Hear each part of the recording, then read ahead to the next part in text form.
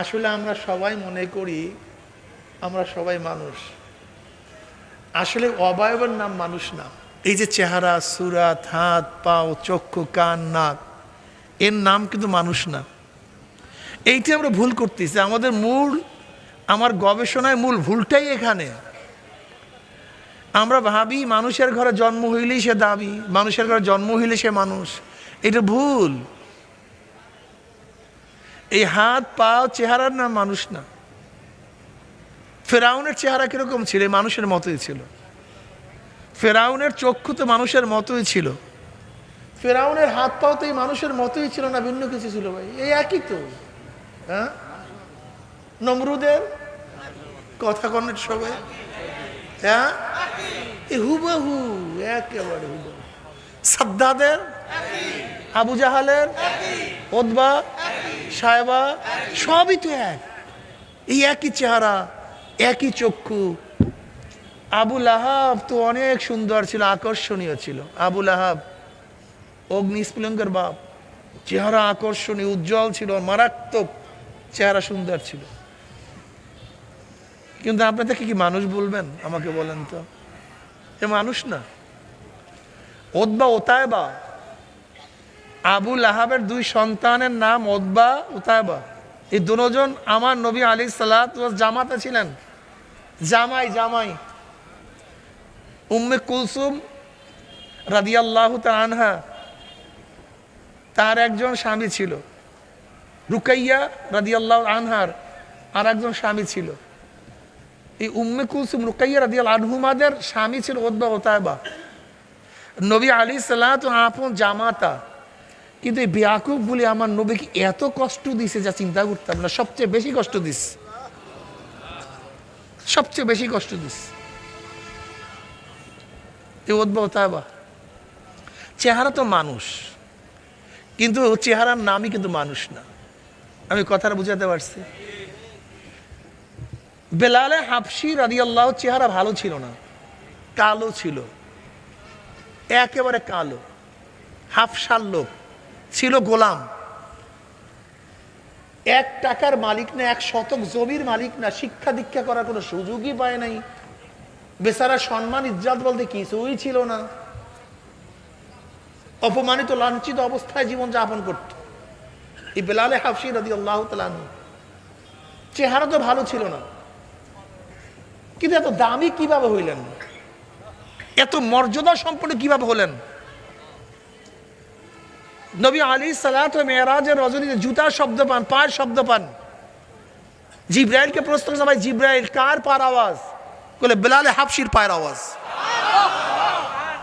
বেলালে হাবশি হাতে জমিনের মধ্যে, পায়ের আওয়াজ আরশের মধ্যে। কি বুঝলেনটা কি? উমর ইবনে খাত্তাব রাদিয়াল্লাহু তাআলা ইসলাম গ্রহণ করার আগে তো যেই মানুষ ছিল, ইসলাম গ্রহণ করার পরে একই মানুষ, একই চেহারা, একই সুরাত ছিল।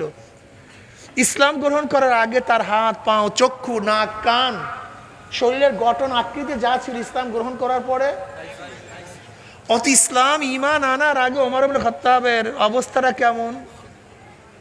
নবী আলাইহিস সালাতু ওয়াস সালাম পড়বেন না সাল্লাল্লাহু আলাইহি ওয়াসাল্লাম।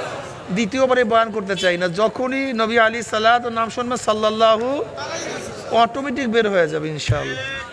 মনে থাকবে তো? নবী আলাইহিস সালাতু ওয়াস সালামকে হত্যা করার জন্য নাঙ্গা তলোয়ার নিয়ে রওনা করছে।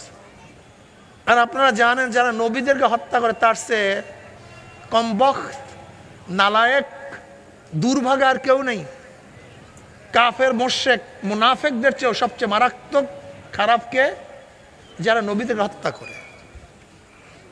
আবার ওইটাও সবচেয়ে বড় দুর্ভাগা, যে নবীদের মাধ্যমে হত্যা হয়, সেইটাও সবচেয়ে দুর্ভাগা। তো ওমর ইবনে খাত্তাব রাদিয়াল্লাহু নাঙ্গা তলোয়ার নিয়ে নবী আলাইহিস সালাতু ওয়াস সালামকে হত্যা করার জন্য রওনা করছে। এর চেয়ে খারাপ কেউ হতে পারে? আমাকে বলেন তো।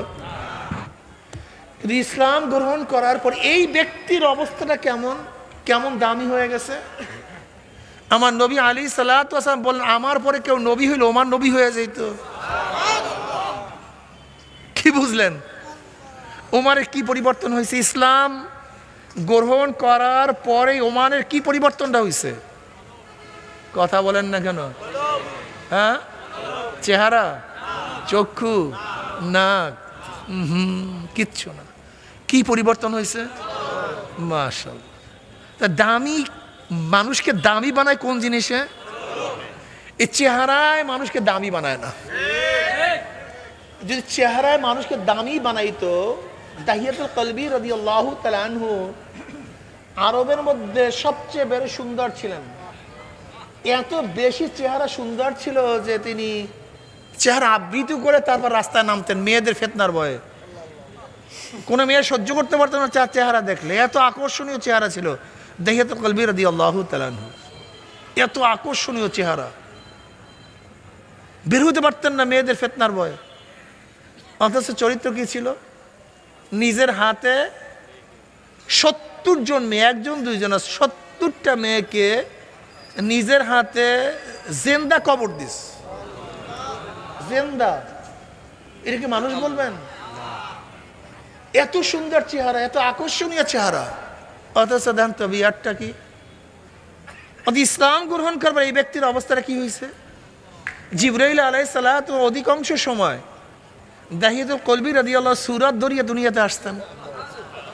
নবী আলাইহিস সালাত বিভিন্ন কান্ট্রির মধ্যে, দেশের মধ্যে দুধ হিসাবে তাকে প্রেরণ করতেন। অথচ এই দাহিয়াতুল কলবি ঈমান আনার আগে যে চেহারা ছিল, ঈমান আনার পরে জিবরাইল যে তখন তার চেহারার রূপ ধরেন নাই। কিন্তু ইসলাম গ্রহণ করার পরে দাহিয়াতুল কলবির এমন কি পরিবর্তন হইল যে জিবরাইল তার সূরাতে দুনিয়াতে আসতেন। কথা বলিয়েন, জোরে বলেন। হ্যাঁ, যে উমার ছিল এত বড় খারাপ, 100 লাল উটের লোভে নবী আলী সালাত হত্যা করার জন্য রওনা করছে। অথচ উমারের মধ্যে এমন কি পরিবর্তন আসছে যে বাতাস তার কথা শুনে, পানি তার কথা শুনে, মাটি তার কথা শুনে।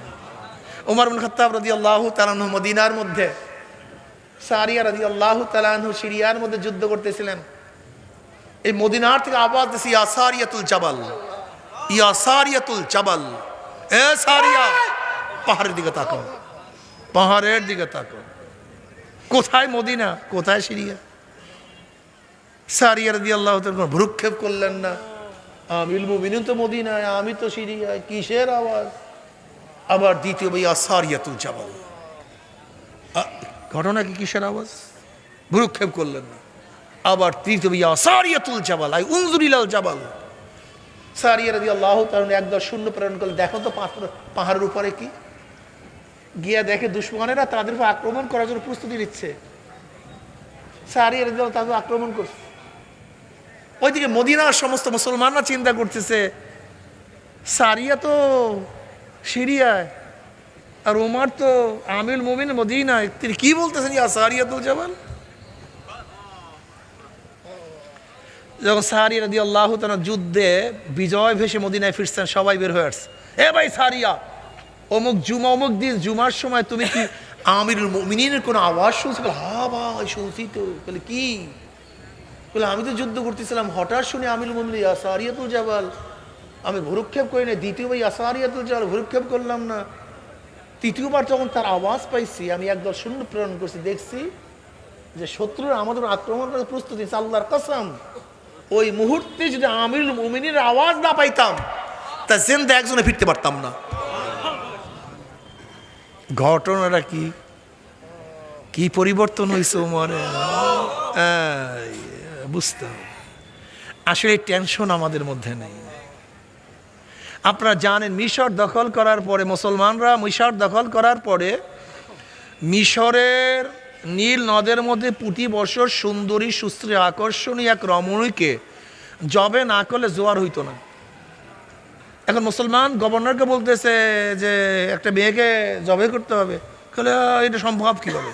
সম্ভব নাকি? সুন্দরী সুশ্রী তো দূরের কথা, একটা কালো কুচ্ছিতকে তো নির্বিচারে হত্যা করা জায়েজ নেই। বলে হত্যা করে করো, নাহলে পানি দাও। আর তোমরা জানো পানি ছাড়া একজনও বাঁচবে না মিশরের মানুষ।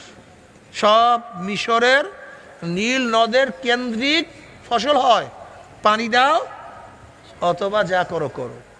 বিশাল ফেতনা। চিঠি লিখছে আমিরুল মুমিনিনের কাছে, মিশর হালাতেই